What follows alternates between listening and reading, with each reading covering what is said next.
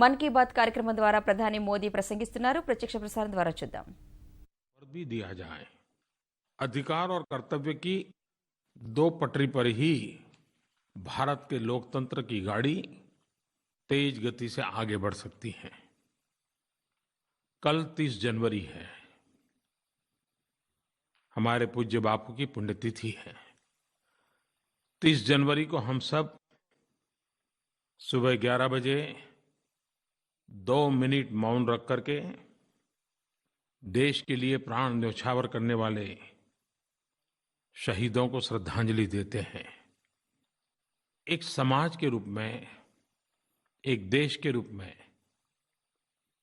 30 जनवरी 11 बजे 2 मिनट श्रद्धांजलि ये सहज स्वभाव बनना चाहिए.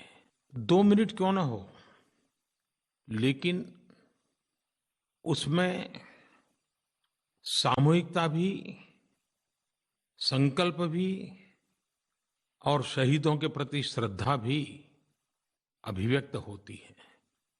हमारे देश में सेना के प्रति, सुरक्षा बलों के प्रति एक सहज आदर भाव प्रकट होता रहता है. इस गणतंत्र दिवस की पूर्व संध्या पर विभिन्न वीरता पुरस्कारों से जो वीर जवान सम्मानित हुए, उनको, उनके परिवारजनों को मैं बधाई देता हूं. इन पुरस्कारों में कीर्ति चक्र, शौर्य चक्र, परम विशिष्ट सेवा मेडल, विशिष्ट सेवा मेडल, अनेक श्रेणियां हैं. मैं खास करके नौजवानों से आग्रह करना चाहता हूं. आप सोशल मीडिया में बहुत एक्टिव हैं. आप एक काम कर सकते हैं. इस बार जिन जिन वीरों को ये सम्मान मिला है, आप नेट पर खोजिए, उनके संबंध में 2 अच्छे शब्द लिखिए और अपने साथियों में उसको पहुंचाइए. जब उनके साहस की, वीरता की, पराक्रम की बात को गहराई से जानते हैं तो हमें आश्चर्य भी होता है, गर्व भी होता है, प्रेरणा भी मिलती है. एक तरफ हम सब 26 जनवरी के उमंग और उत्साह की खबरों से आनंदित थे, तो उसी समय कश्मीर में हमारे जो सेना के जवान देश की रक्षा में डटे हुए हैं, वे हिमस्खलन के कारण वीर गति को प्राप्त हुए. मैं इन सभी वीर जवानों को आदरपूर्वक श्रद्धांजलि देता हूं, नमन करता हूं. मेरे युवा साथियों, आप तो भलीभांति जानते हैं कि मैं मन की बात लगातार करता रहता हूं. जनवरी, फरवरी, मार्च, अप्रैल, ये सारे महीने हर परिवार में कसौटी के महीने होते हैं. घर में 1-2 बच्चों की एग्जाम होती हैं, लेकिन पूरा परिवार एग्जाम के बोझ में दबा हुआ होता है. तो मेरा मन कर गया कि ये सही समय है कि मैं विद्यार्थी दोस्तों से बातें करूं, उनके अभिभावकों से बातें करूं, उनके शिक्षकों से बातें करूं, क्योंकि कई वर्षों से मैं जहां गया, जिसे मिला, परीक्षा एक बहुत बड़ा परेशानी का कारण नजर आया. परिवार परेशान, विद्यार्थी परेशान, शिक्षक परेशान. एक बड़ा विचित्र सा मनोवैज्ञानिक वातावरण हर घर में नजर आता है. और मुझे हमेशा ये लगा है कि इसमें से बाहर आना चाहिए. और इसलिए मैं आज युवा साथियों के साथ कुछ विस्तार से बातें करना चाहता हूं. जब ये विषय मैंने घोषित किया तो अनेक शिक्षकों ने, अभिभावकों ने, विद्यार्थियों ने मुझे मैसेज भेजे, सवाल भेजे, सुझाव भेजे, पीड़ा भी व्यक्त की, परेशानियों का भी जिक्र किया. और उसको देखने के बाद जो मेरे मन में विचार आए, वो मैं आज आपके साथ साझा करना चाहता हूं. मुझे एक टेलीफोन संदेश मिला सृष्टि का. आप भी सुनिए सृष्टि क्या कह रही है. सर, मैं आपसे इतना कहना चाहती हूँ कि एग्ज़ाम्स के टाइम पे अक्सर ऐसा होता है कि हमारे घर में, आस-पड़ोस में, हमारी सोसाइटी में बहुत ही खौफ़नाक और डरावना माहौल बन जाता है। इस वज़ह से स्टूडेंट्स इंस्पिरेशन तो कम लेकिन डाउन बहुत हो जाते हैं। तो मैं आपसे इतना पूछना चाहती हूँ कि क्या ये माहौल खुशनुमा नहीं हो सकता? खैर, सवाल तो सृष्टि ने पूछा है, लेकिन ये सवाल आप सबके मन में होगा। परीक्षा अपने आप में एक खुशी का अवसर होना चाहिए। साल भर मेहनत की है, अब बताने का अवसर आया है। ऐसा उमंग उत्साह का ये पर्व होना चाहिए। बहुत कम लोग हैं जिनके लिए एग्जाम एक प्लेजर होती है। ज्यादातर लोगों के लिए एग्जाम एक प्रेशर होती है। निर्णय आपको करना है कि इसे आप प्लेजर मानेंगे कि प्रेशर मानेंगे। जो प्लेजर मानेगा वो पाएगा, जो प्रेशर मानेगा वो पछताएगा। और इसलिए मेरा मत है कि परीक्षा एक उत्सव है। परीक्षा को ऐसे लीजिए जैसे मानो एक त्योहार है। और जब त्योहार होता है, जब उत्सव होता है, तो हमारे भीतर जो सबसे बेस्ट होता है वही बाहर निकल करके आता है। समाज की भी ताकत की अनुभूति उत्सव के समय होती है। जो उत्तम से उत्तम है वो प्रकट होता है। सामान्य रूप से हमको लगता है कि हम लोग कितने इनडिसिप्लिन है, लेकिन जब 40-45 दिन चलने वाले कुंभ के मेलों की व्यवस्था देखें तो पता चलता है कि ये मेकशिप अरेंजमेंट और क्या डिसिप्लिन है लोगों में। ये उत्सव की ताकत है। एग्जाम में भी पूरे परिवार में, मित्रों के बीच, आस पड़ोस के बीच एक उत्सव का माहौल बनना चाहिए।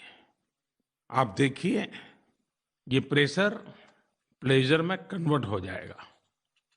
उत्सवपूर्ण वातावरण बोझ मुक्त बना देगा। और मैं इसमें माता पिता को ज्यादा आग्रह से कहता हूं कि आप इन 3-4 महीने एक उत्सव का वातावरण बनाइए। पूरा परिवार एक टीम के रूप में इस उत्सव को सफल करने के लिए अपनी अपनी भूमिका उत्साह से निभाएं। देखिए, देखते ही देखते बदलाव आ जाएगा। हकीकत तो ये है कि कन्याकुमारी से कश्मीर तक और कच्छ से लेकर के कामरूप तक, अमरेली से लेकर के अरुणाचल प्रदेश तक, ये 3-4 महीने परीक्षा ही परीक्षाएं होती हैं। ये हम सब का दायित्व है कि हम हर वर्ष इन 3-4 महीनों को अपने अपने तरीके से, अपनी अपनी परंपरा को लेते हुए, अपने अपने परिवार के वातावरण को लेते हुए उत्सव में परिवर्तित करें। और इसलिए मैं तो आपसे कहूंगा, स्माइल मोर, स्कोर मोर। जितने ज्यादा खुशी से इस समय को बिताओगे उतने ही ज्यादा नंबर पाओगे। करके देखिए। और आपने देखा होगा कि जब आप खुश होते हैं, मुस्कुराते हैं, तो आप रिलैक्स अपने आप को पाते हैं। आप सहज रूप से रिलैक्स हो जाते हैं।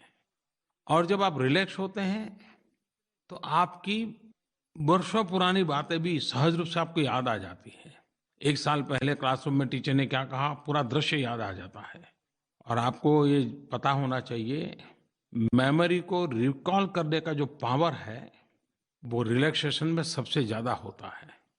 अगर आप तनाव में हैं तो सारे दरवाजे बंद हो जाते हैं। बाहर का अंदर नहीं जाता, अंदर का बाहर नहीं आता है। विचार प्रक्रिया में एक ठहराव आ जाता है, वो अपने आप में एक बोझ बन जाता है। एग्जाम में भी आपने देखा होगा, आपको सब याद आता है। किताब याद आती है, चैप्टर याद आता है, पेज नंबर याद आता है, पेज में ऊपर की तरफ लिखा है कि नीचे की तरफ, वो भी याद आता है, लेकिन वो पर्टिकुलर शब्द याद नहीं आता है। लेकिन जैसे ही एग्जाम देकर के बाहर निकलते हो और थोड़ा सा कमरे के बाहर आए, अचानक आपको याद आ जाता है, हाँ यार ये शब्द था। अंदर क्यों याद नहीं आया? प्रेशर था। बाहर कैसे याद आया? आप ही तो थे, किसी ने बताया तो नहीं था, लेकिन जो अंदर था वो तुरंत बाहर आ गया। और बाहर इसलिए आया क्योंकि आप रिलैक्स हो गए। और इसलिए मेमोरी रिकॉल करने की सबसे बड़ी अगर कोई औषधि है तो वो रिलैक्सेशन है। और ये मैं अपने स्वानुभव से कहता हूं कि अगर प्रेशर है तो अपनी चीजें हम भूल जाते हैं, और रिलैक्स हैं तो कभी हम कल्पना नहीं कर सकते, अचानक ऐसी ऐसी चीजें याद आ जाती है, वो बहुत काम आ जाती हैं। और ऐसा नहीं है कि आपके पास नॉलेज नहीं है, ऐसा नहीं कि आपके पास इंफॉर्मेशन नहीं है, ऐसा नहीं कि आपने मेहनत नहीं की है, लेकिन जब टेंशन होता है तब आपका नॉलेज, आपका ज्ञान, आपकी जानकारी नीचे दब जाती है और आपका टेंशन उस पर सवार हो जाता है।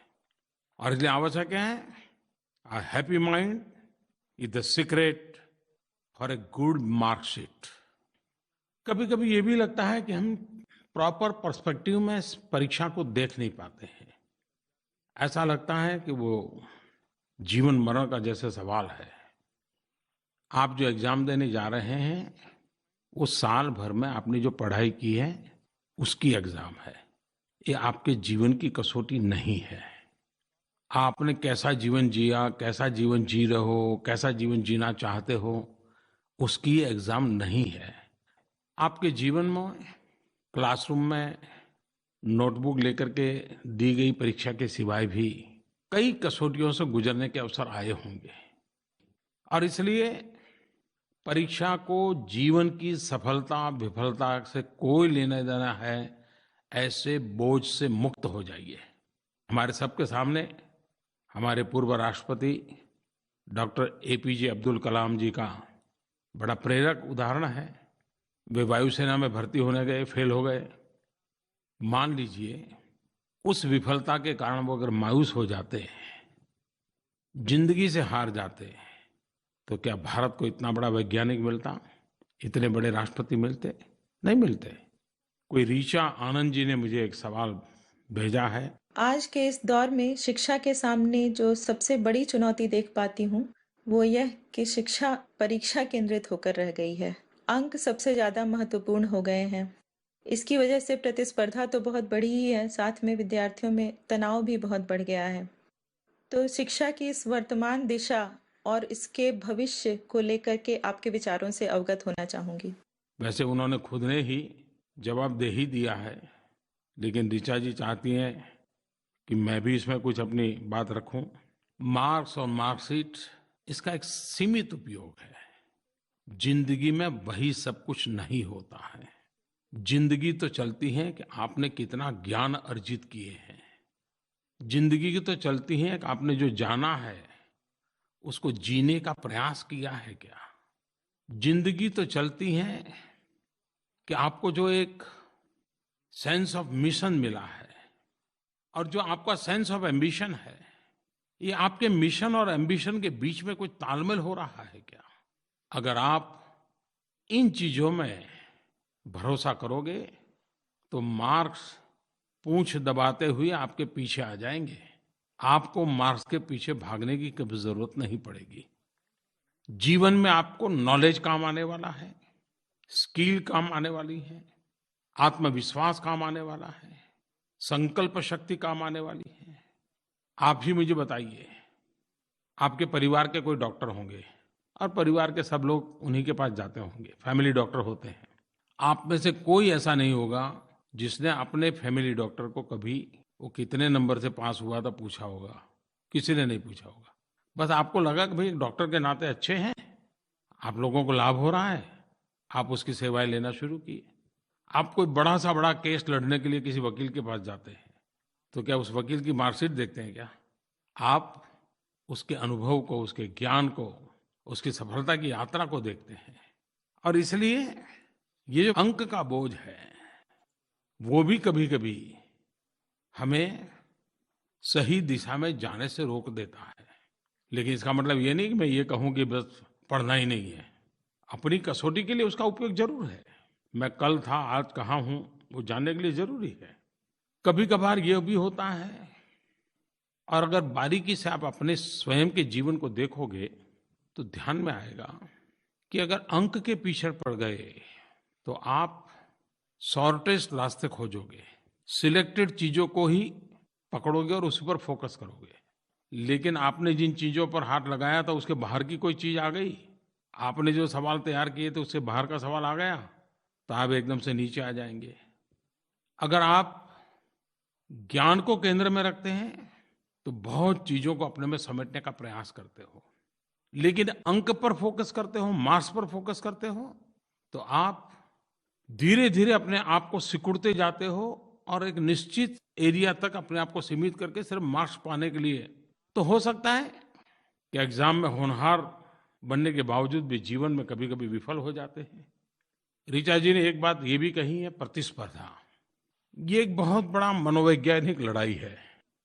सचमुच में जीवन को आगे बढ़ाने के लिए प्रतिस्पर्धा काम नहीं आती है।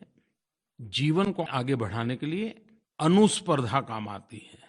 और जब हम अनुस्पर्धा मैं कहता हूं कि उसका मतलब है स्वयं से स्पर्धा करना। बीते हुए कल से आने वाली कल बेहतर कैसे हो, बीते हुए परिणाम से आने वाला अवसर अधिक बेहतर कैसे हो। अक्सर आपने खेल जगत में देखा होगा, क्योंकि उसमें तुरंत समझ आता है, इसलिए मैं खेल जगत का उदाहरण देता हूं। ज्यादातर सफल खिलाड़ियों के जीवन की एक विशेषता है कि वो अनुस्पर्धा करते हैं। अगर हम श्रीमान सचिन तेंदुलकर जी का ही उदाहरण ले लें, 20 साल लगातार अपने ही रिकॉर्ड तोड़ते जाना, खुद को ही हर बार पराजित करना और आगे बढ़ना, बड़ी अद्भुत जीवन यात्रा है उनकी। क्योंकि उन्होंने प्रतिस्पर्धा से ज्यादा अनुस्पर्धा का रास्ता अपनाया। जीवन के हर क्षेत्र में दोस्तों, और जब आप एग्जाम देने जा रहे हैं तब पहले अगर 2 घंटे पढ़ पाते थे शांति से, वो 3 घंटे कर पाते हो क्या? पहले जितने बजे सुबह उठना तय करते थे, देर हो जाती थी, क्या आप समय पर उठ पाते हो क्या? पहले परीक्षा के टेंशन में नींद नहीं आती थी, अब नींद आती है क्या? खुद को ही आप कसौटी पर कस लीजिए और आपको ध्यान में आएगा, प्रतिस्पर्धा में पराजय हताशा, निराशा और ईर्ष्या को जन्म देता है, लेकिन अनुस्पर्धा आत्ममंथन, आत्मचिंतन का कारण बनती है, संकल्प शक्ति को दृढ़ बनाती है। और जब खुद को पराजित करते हैं तो और अधिक आगे बढ़ने का उत्साह अपने आप पैदा होता है। बाहर से कोई एक्स्ट्रा एनर्जी की जरूरत नहीं पड़ती है, भीतर से ही वो ऊर्जा अपने आप पैदा होती है। अगर सरल भाषा में मुझे कहना है तो मैं कहूँगा, जब आप किसी से प्रतिस्पर्धा करते हैं तो 3 संभावनाएं मोटी मोटी नजर आती हैं। एक, आप उससे बहुत बेहतर हैं। दूसरा, आप उससे बहुत खराब हैं, या आप उसके बराबर के हैं। अगर आप बेहतर हैं तो बेपरवाह हो जाएंगे, अति विश्वास से भर जाएंगे। अगर आप उसके मुकाबले खराब करते हैं तो आप दुखी और निराश हो जाएंगे, ईर्ष्या से भर जाएंगे, जो ईर्ष्या आपको अपने आप को खाती जाएगी। और अगर बराबरी के हैं तो सुधार की आवश्यकता आप कभी महसूस ही नहीं करोगे। जैसी गाड़ी चलती है चलते रहोगे। तो मेरा आपसे आग्रह है अनुस्पर्धा का, खुद से स्पर्धा करने का। पहले क्या किया था, उससे आगे कैसे करूंगा, अच्छा कैसे करूंगा, बस इसी पर ध्यान केंद्रित कीजिए। आप देखिए, आपको बहुत परिवर्तन महसूस होगा। श्रीमान एस सुंदर जी ने अभिभावकों की भूमिका के संबंध में अपनी भावना व्यक्त की है। उनका कहना है कि परीक्षा में अभिभावकों की भूमिका बहुत ही महत्वपूर्ण होती है। उन्होंने आगे लिखा है, मेरी माँ पढ़ी लिखी नहीं थी, फिर भी वह मेरे पास बैठा करती थी और मुझसे गणित के सवाल हल करने के लिए कहती थी। वह उत्तर मिलाती और इस तरह से वो मेरी मदद करती थी, गलतियां ठीक करती थी। मेरी माँ ने 10वीं की परीक्षा पास नहीं की, लेकिन बिना उनके सहयोग के मेरे लिए सीबीएसई की एग्जाम पास करना नामुमकिन था। सुंदर जी, आपकी बात सही है। और आज भी देखा होगा आपने, मुझे सवाल पूछने वाले, सुझाव देने वालों में महिलाओं की संख्या ज्यादा है, क्योंकि घर में बालकों के भविष्य के संबंध में माताएं जो सजग होती हैं, सक्रिय होती हैं, वे बहुत चीजें सरल कर देती हैं। मैं अभिभावकों से इतना ही कहना चाहूंगा, 3 बातों पर हम बल दें: स्वीकारना, सिखाना, समय देना। जो है उसे एक्सेप्ट कीजिए। आपके पास जितनी क्षमता है आप मेंटर कीजिए। आप कितने ही व्यस्त क्यों ना हो, समय निकालिए, टाइम दीजिए। एक बार आप एक्सेप्ट करना सीख लेंगे, अधिकतम समस्या तो वहीं समाप्त हो जाएगी। हर अभिभावक इस बात को अनुभव करता होगा। अभिभावकों का, टीचरों का एक्सपेक्टेशन समस्या की जड़ में होता है। अभिभावकों की जो अपेक्षाएं होती हैं, उम्मीदें होती हैं, वो बच्चे के स्कूल बैग से भी ज़रा ज़्यादा भारी हो जाती हैं।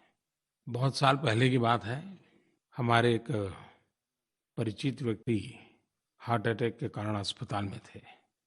तो हमारी भारत की लोकसभा के पहले स्पीकर गणेश दादा मावलंकर, उनके पुत्र पुरुषोत्तम मावलंकर, वो कभी एमपी भी रहे थे, वो उनकी तबीयत देखने आए। मैं उस समय मौजूद था और मैंने देखा कि उन्होंने आकर के उनकी तबीयत के संबंध में एक भी सवाल नहीं पूछा। बैठे और आते ही उन्होंने वहाँ क्या स्थिति है, बीमारी कैसी है, कोई बातें नहीं, चुटकुले सुनाना शुरू कर दिया। और पहली 2-4 मिनट में ही ऐसा माहौल उन्होंने हल्का-फुल्का कर दिया। एक प्रकार से बीमार व्यक्ति को जाकर के जैसे हम बीमारी से डरा देते हैं। अभिभावकों से मैं कहना चाहूँगा, कभी-कभी हम भी बच्चों के साथ ऐसा ही करते हैं। क्या आपको कभी लगा कि एग्ज़ाम के दिनों में बच्चों को हँसी-खुशी का भी कोई माहौल दें? आप देखिए वातावरण बदल जाएगा। एक बड़ा कमाल का मुझे फ़ोन कॉल आया है। वे सज्जन अपना नाम बताना नहीं चाहते हैं। फ़ोन सुन करके आपको पता चलेगा कि वो अपना नाम क्यों नहीं बताना चाहते हैं। नमस्कार प्रधानमंत्री जी, मैं अपना नाम तो नहीं बता सकता क्योंकि मैंने काम ही कुछ ऐसा किया था अपने बचपन में। मैंने बचपन में एक बार नकल करने की कोशिश की थी। उसके लिए मैंने बहुत तैयारी करना शुरू किया कि मैं कैसे नकल कर सकता हूँ। उसके तरीकों को ढूंढने की कोशिश की, जिसकी वजह से मेरा बहुत सारा टाइम बर्बाद हो गया। उस टाइम में मैं पढ़ करके भी उतने ही नंबर ला सकता था जितना मैंने नकल करने के लिए दिमाग। और जब मैंने करके पास होने की, और मेरी वजह से मेरे आसपास के कई दोस्तों को काफी परेशानी हुई। आपकी बात सही है। ये जो शॉर्टकट वाले रास्ते होते हैं वो नकल करने के लिए कारण बन जाते हैं। कभी-कभार खुद पर विश्वास नहीं होने के कारण मन करता है कि बगल वाले से कोई ज़रा देख लूँ, कन्फर्म कर लूँ मैंने जो लिखा है सही है कि नहीं है। और कभी-कभी तो हमने सही लिखा होता है लेकिन बगल वाले ने झूठा लिखा होता है, तो उसी झूठ को हम कभी स्वीकार कर लेते हैं और हम भी मर जाते हैं। तो नकल कभी फ़ायदा नहीं करती है। To cheat is to be cheap, so please do not cheat. नकल आपको बुरा बनाती है, इसलिए नकल ना करें। आपने कई बार और बार-बार ये सुना होगा कि नकल मत करना, नकल मत करना। मैं भी आपको वही बार दोबारा कह रहा हूँ। नकल को आप हर रूप में देख लीजिए, वो जीवन को विफल बनाने के रास्ते की ओर आपको घसीट के ले जा रही है। और एग्जाम में ही अगर निरीक्षक ने पकड़ लिया तो आपका तो सब कुछ बर्बाद हो जाएगा।